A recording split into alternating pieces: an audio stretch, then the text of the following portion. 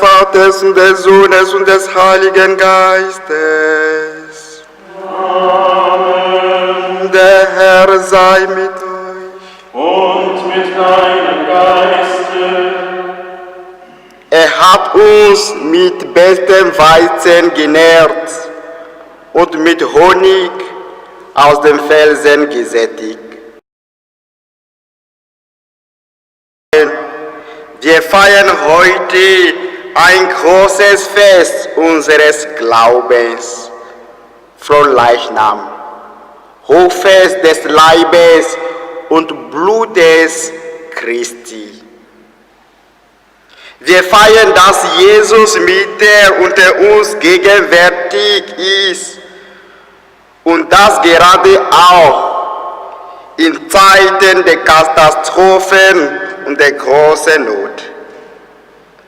Jesu Gegenwart in seinem Wort, in der geistigen Gemeinschaft mit ihm und im Sakrament des Altars macht Hoffnung und schenkt Zuversicht. Ich bin da für euch, sagt Gott, der barmherzige Vater. Deshalb dürfen wir mit allem zu ihm kommen, was uns auf dem Herzen liegt.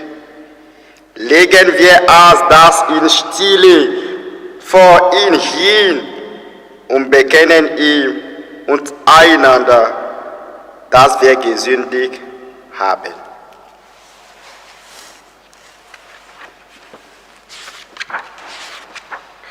Ich bekenne Gott und allen Brüdern und Schwestern, dass ich Gutes unterlassen und Böses getan habe. Ich habe gesündigt in Gedanken, Wort und Tat. Durch meine Schuld, durch meine große Schuld. Darum bitte ich die selige Jungfrau Maria, alle Engel und Heiligen und euch Brüder und Schwestern.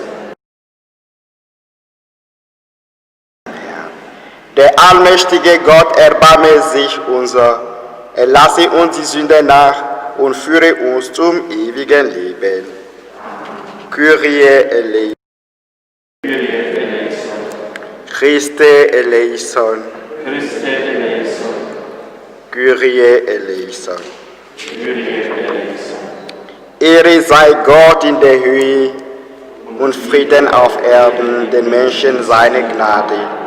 Wir loben dich, wir preisen dich, wir beten dich an, wir rühmen dich und danken dir, denn groß ist deine Herrlichkeit, Herr und Gott, König des Himmels, Gott und Vater, Herrscher über das All. Herr, angeborenen Sohn Jesus, Herr und Gott, Lamm Gottes, Sohn des Vaters, du nimmst hinweg die Sünde der Welt, erbarme dich unser. Du nimmst hinweg die Sünde der Welt, nimm an unser Gebet. Du sitzest zu Rechten des Vaters, erbarme dich unser. Denn du allein bist der Heilige, du allein der Herr, du allein der Höchste, Jesus Christus, mit dem Heiligen Geist, zu Ehre Gottes des Vaters. Amen. Lasset uns beten.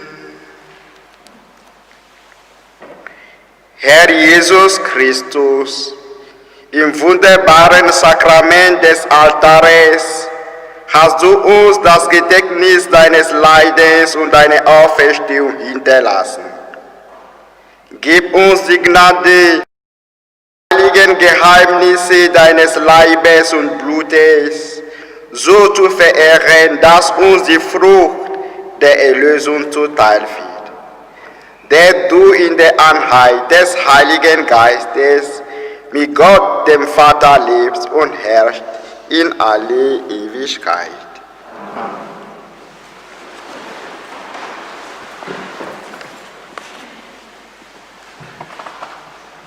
Lesung aus dem ersten Brief des Apostels Paulus an die Gemeinde in Korinth. Schwestern und Brüder, Ist der Kelch des Segens, über den wir den Segen sprechen, nicht Teilhabe am Blut Christi? Ist das Brot, das wir brechen, nicht Teilhabe am Leib Christi? Ein Brot ist es, darum sind wir viele ein Leib. Denn wir alle haben Teil an dem einen Brot. Wort des lebendigen Gottes.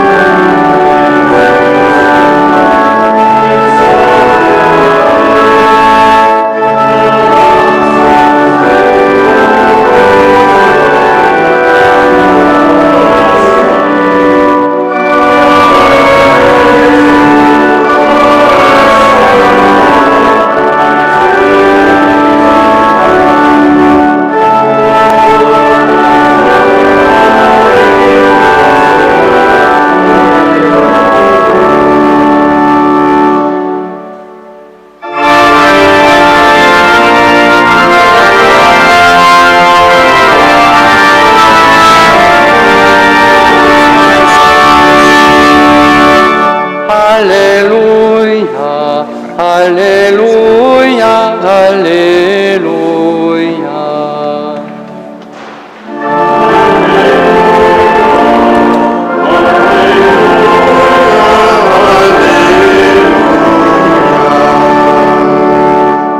Ich bin das lebendige Brot, das vom Himmel gekommen ist.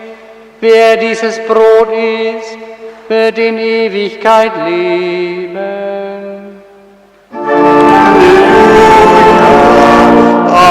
Halleluja, Halleluja.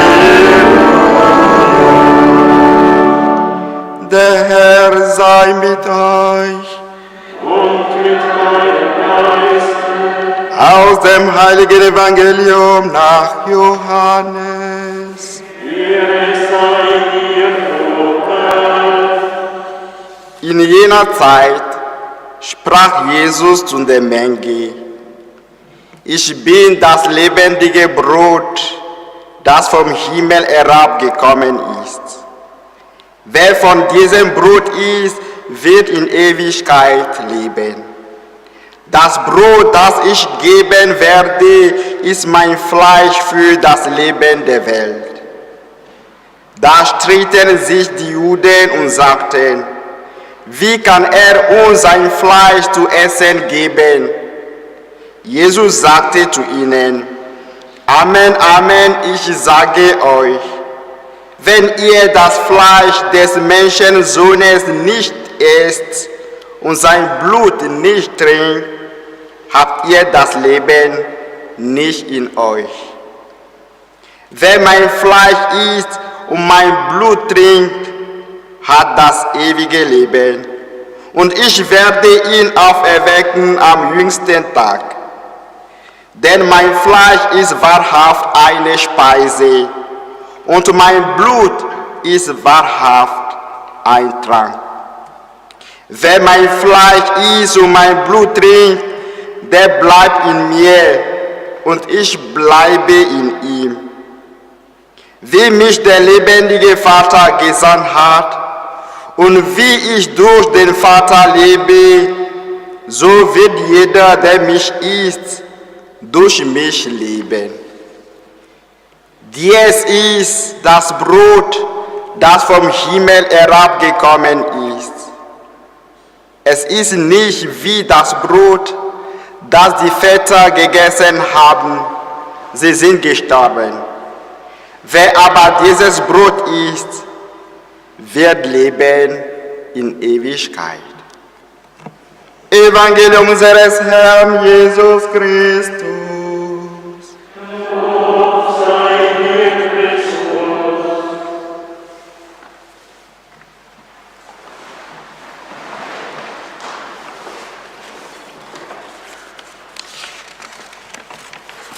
Liebe Schwestern und Brüder im Glauben, Essen und Trinken spielen in unserem Leben eine wichtige Rolle. Wir brauchen die tägliche Nahrung für unseren Leib. Wir brauchen zum Beispiel Kartoffeln, Salat, Weißwurst. Wir brauchen auch täglich etwas zu trinken. Saft, Bier, Cola, um gesund zu sein. Essen und Trinken spielen auch bei Jesus eine bedeutende Rolle. Man muss nur einmal darauf achten, wie oft in den Evangelien davon die Rede ist. Sein erstes Wunder wird Jesus bei einem Festmahl in Kana Wein zu trinken. Mit einem Mal verabschiedet er sich von seinem Jüngerkreis. Brot essen. Wie oft wird in den Evangelien erzählt, dass sich Jesus einladen lässt. Neben dem leiblichen Hunger und Durst gibt es auch den geistigen, seelischen Hunger und Durst nach Liebe, nach Gott. Da wir Leib und Seele haben, braucht unsere Seele das lebendige Brot, um stark und gesund zu sein. Wir essen verschiedene Arten von Brot. Schon früh am Morgen holen wir Brot, Semmel, Brezeln, Dinkelsemmel, Kornesemmel und so weiter. Das ist für unsere Leib, um gesund, um Kraft für den Tag zu haben. Das Brot des Lebens ist die Eucharistie. Die Eucharistie gibt unserer Seele Gesundheit. Wie ohne Nahrung werden wir sterben, stirbt auch unsere Seele ohne Nahrung. Und die Nahrung von Seele ist Eucharistie des lebendigen Lebens. Das Gebet. Liebe Schwestern und Brüder, die Eucharistie ist ein Brot, ein besonderes Brot. Es schafft Einheit, weil dieses Brot von einer ganz besonderen Qualität ist. Es ist nämlich ein Brot, das in Jesus Christus verwandelt wurde. Wenn dieses Brot empfangen wird, bestimmte Wirkung einstellen. Dieses Brot, wenn es richtig empfangen wird, verbindet die Menschen untereinander. Es verbindet die Menschen mit Jesus Christus und es führt sie zu einer ungeahnten Brüderlichkeit. Unser tägliches Brot gib uns heute. Beten wir im Vater unser. Und nichts Brot, was wir jeden Tag essen, nur das. Unser tägliches Brot gib uns heute, ist auch Eucharistie. Sollen wir jeden Tag heute, wie Semmel, auch Eucharistie feiern.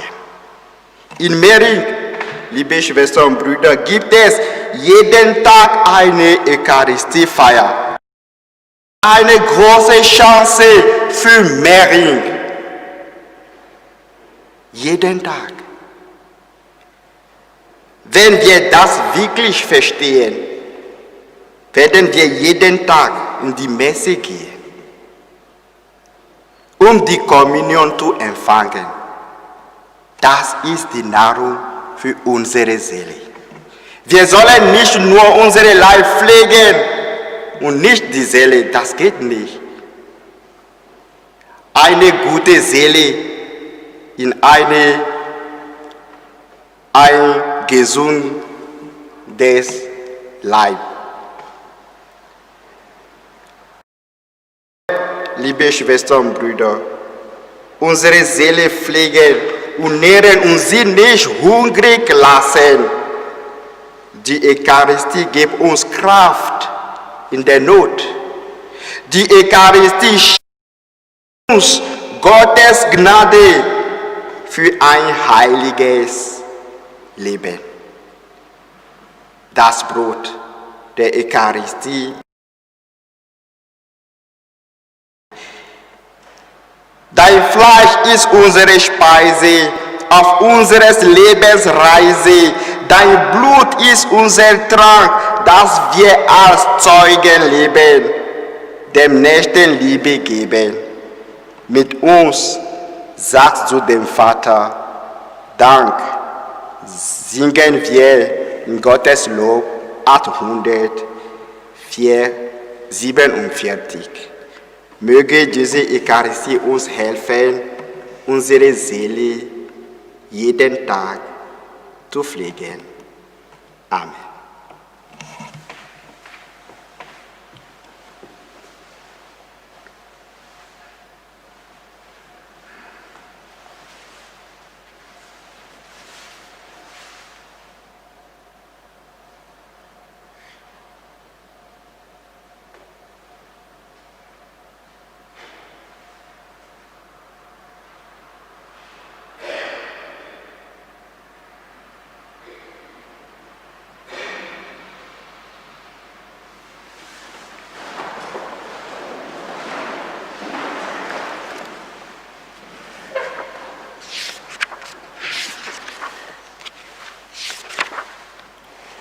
Wir sprechen das apostolische Glaubensbekenntnis. Ich glaube an Gott, den Schöpfer des Himmels und an Jesus Christus, seinen Geborenen zu uns, empfangen durch den Heiligen Geist, geboren von Maria, gelitten unter Pontius Pilatus, gekreuzigt, gestorben und begraben,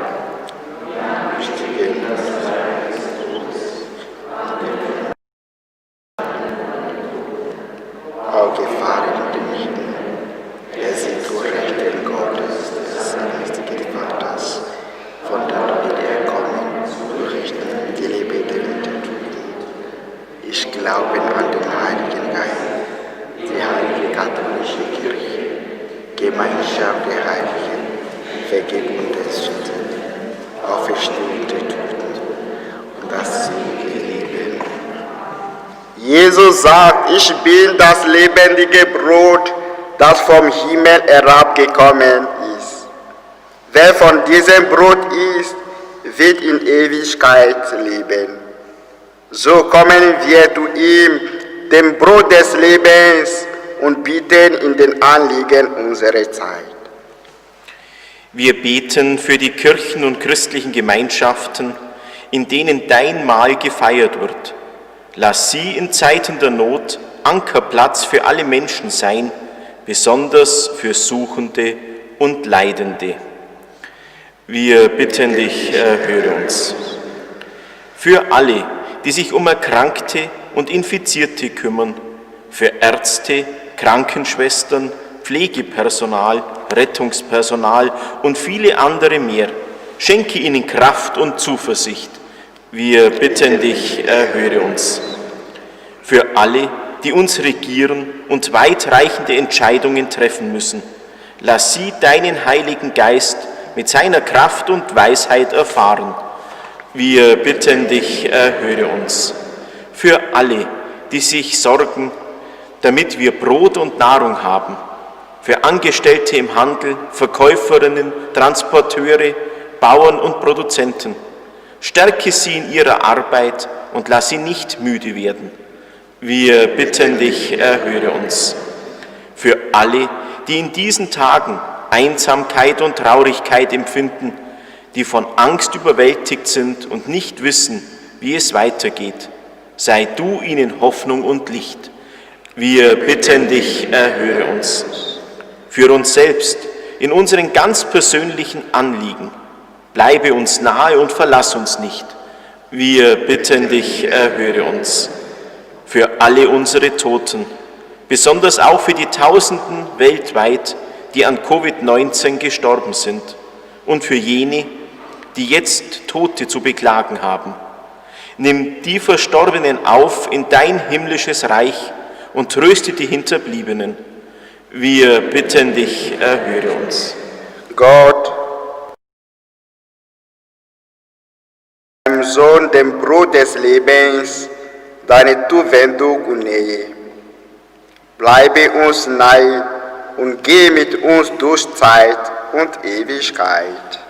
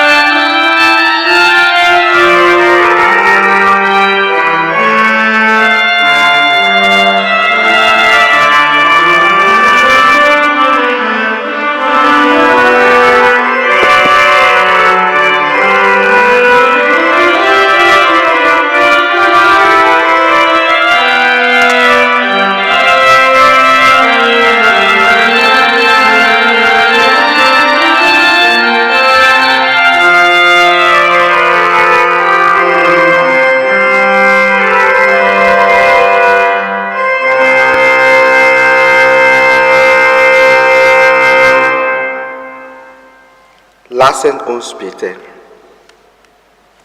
Herr unser Gott, wir bringen das Brot dar, das aus vielen Körnern bereitet, und den Wein, der aus vielen Trauben gewonnen ist. Schenke deine Kirche, was diese Gaben geheimnisvoll bezeichnen, die Einheit und den Frieden. Darum Christus, unseren Herrn. Der Herr sei mit euch. Erheben die Herzen. Lasset uns danken dem Herrn, unserem Gott. In Wahrheit ist es würdig und recht, dir, Herr, heiliger Vater, allmächtiger, ewiger Gott, immer und überall zu danken, durch unseren Herrn Jesus Christus. Als der wahre und ewige Hohepriester hat er die Feier eines immerwährenden Opfers gestiftet. Er hat sie selbst als Opfergabe dargebracht für das Heil der Welt und uns geboten, dass auch wir diese Gabe darbringen zu seinem Gedächtnis. Er stärkt uns, wenn wir seinen Leib empfangen, den er für uns geopfert hat. Er heiligt uns, wenn wir sein Blut trinken, das er für uns vergossen hat. Darum singen wir mit den Engeln und Erzengeln, den Thronen und Mächten mit all den Scharen des himmlischen Heeres, den Hochgesang von deiner Herrlichkeit.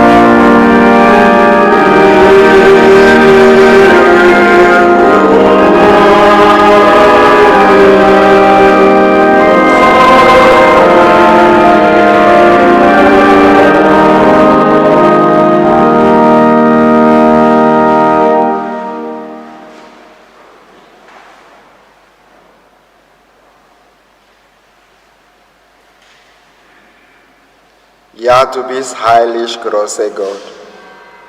Du bist der Quell aller Heiligkeit, darum bitten wir dich. Sende deinen Geist auf diesen Geist, damit sie uns werden, Leib und zu Blut deines Sohnes, unseres Herrn, Jesus Christus.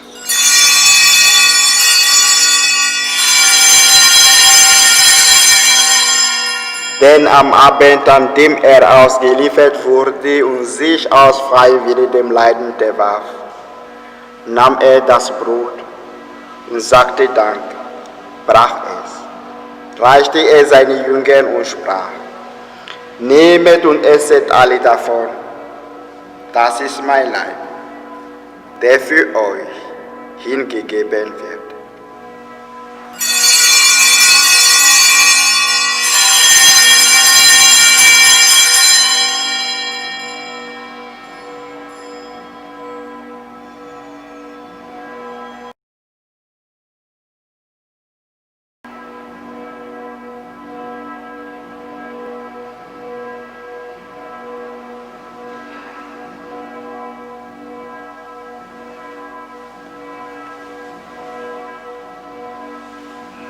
Ebenso nahm er nach dem Mahl den Kelch, dann wiederum reichte ihn seine Jünger und sprach: Nehmet und trinket alle daraus.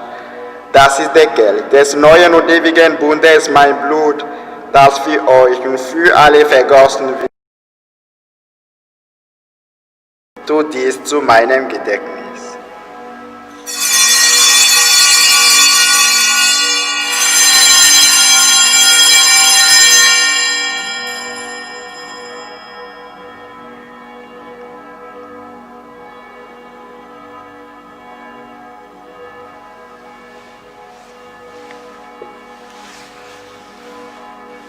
Geheimnis des Glaubens.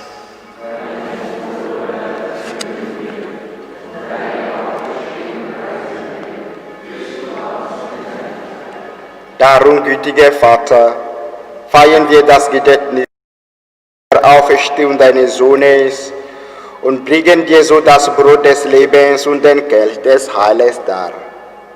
Wir danken dir, dass du uns berufen hast, vor dir zu stehen, dir zu dienen. Und Blut, und lass uns eins werden durch den Heiligen Geist. Gedenke deine Kirche auf der ganzen Erde und vollende dein Volk in der Liebe, vereint mit unserem Papst Franziskus, unserem Bischof Bertram und allen Bischöfen, unseren Priestern und Diakonen, mit allen, die zum Dienst in der Kirche bestellt sind. Gedenke unsere Brüder und Schwestern, die entschlafen sind in der Hoffnung, dass sie auferstehen.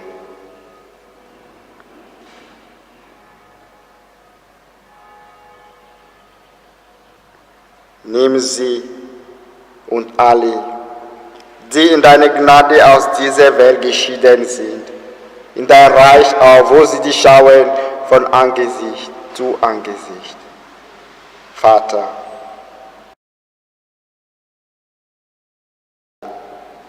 damit uns das ewige Leben zuteil wird, in der Gemeinschaft mit der seligen Jungfrau Gottesmutter Maria, mit dem heiligen Josef, mit den Aposteln, mit allen, die bei dir Gnade gefunden haben, von am Beginn der Welt, dass wir dich loben und preisen durch deinen Sohn, Jesus Christus.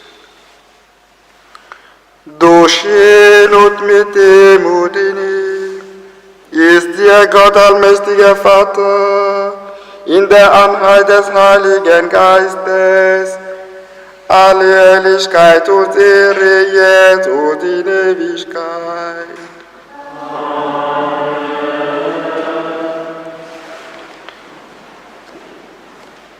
Wir heißen Kinder Gottes und sind es. Darum bitten wir voll Vertrauen. Vater, geheiligt werde dein Name, dein Reich komme, dein Wille geschehe, wie im Himmel so auf Erden. Unser tägliches Brot gib uns heute und vergib uns unsere Schuld, wie auch wir vergeben unsere Schuldigen. Und führe uns nicht in Versuchung, sondern erlöse uns vom Bösen. Erlöse uns, Herr allmächtiger Vater, von allen bösen Krankheiten und gib Frieden in unseren Tagen.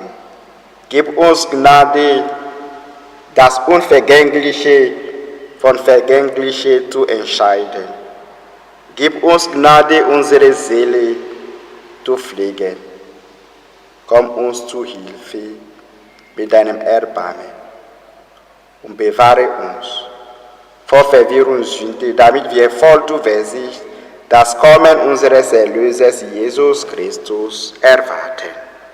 Denn dein ist das Reich, die Kraft und die Herrlichkeit in Ewigkeit. Amen.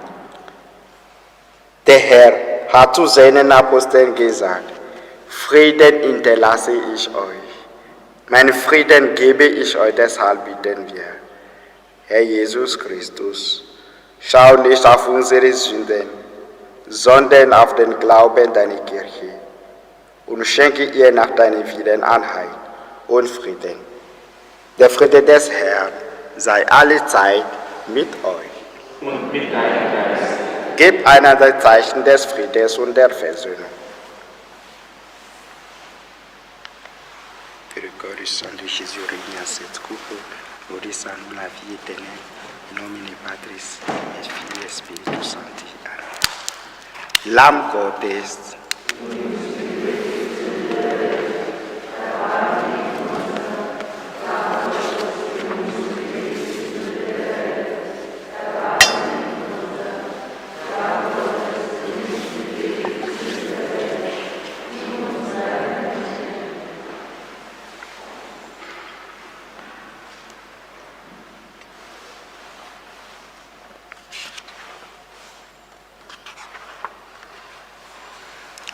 seht Jesus Christus, das Brot des Lebens, das Lamm Gottes, das hinwegnimmt die Sünde der Welt.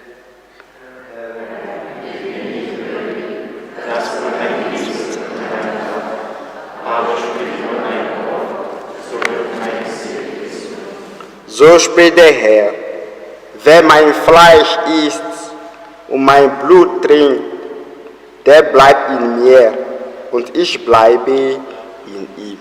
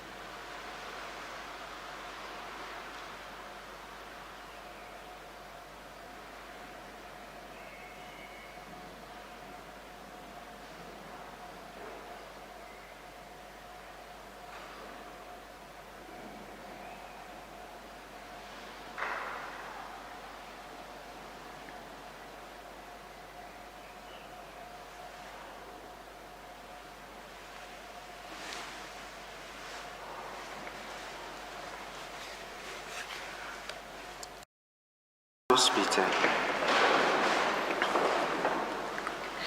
Herr Jesus Christus, der Anfang deines Leibes und Blutes, ist für uns ein Vorgeschmack der kommenden Herrlichkeit.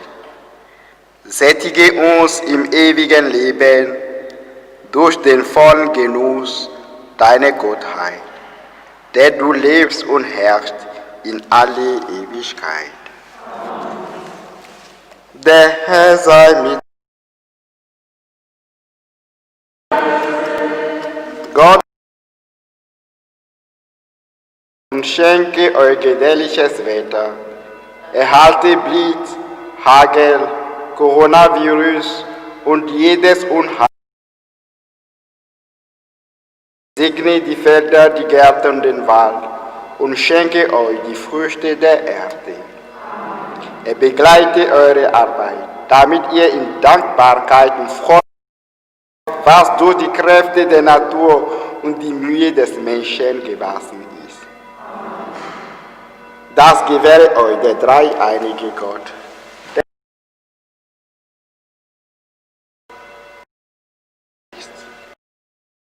Ehrt